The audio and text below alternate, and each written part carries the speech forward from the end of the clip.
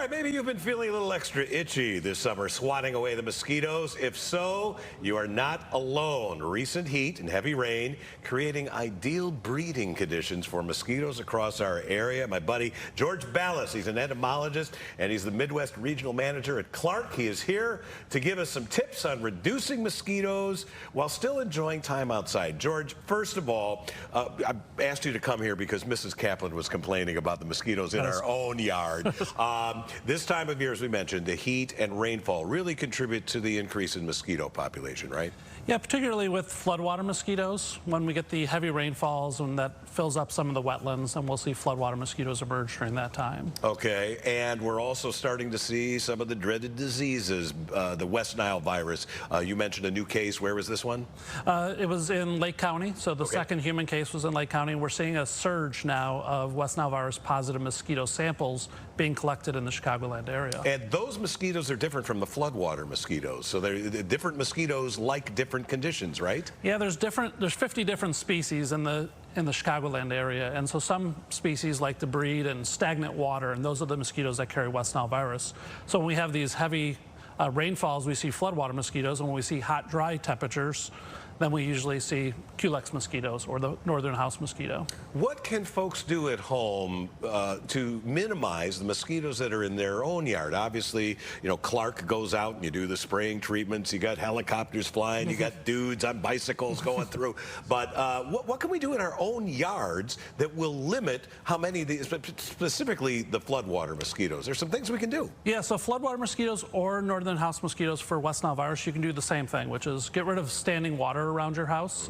When the heavy rains come in, buckets that are found behind your sheds or on the side of your house, anything that holds water can breed mosquitoes. So anything that holds water for more than 3 to 5 days, mosquitoes will start to breed in it. So early you'll see floodwater mosquitoes, and as that water stagnates longer, you'll see that northern house mosquito and West Nile virus starting to increase off of that. All right, we're outside and the mosquitoes are with us. Yep. We can deter them using some of the products that you brought with you. What are they? And you know, they've gotten probably better over the years than when I was a kid.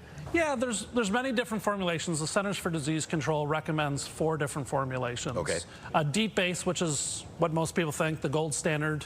Picaridin base, which is a drier formulation.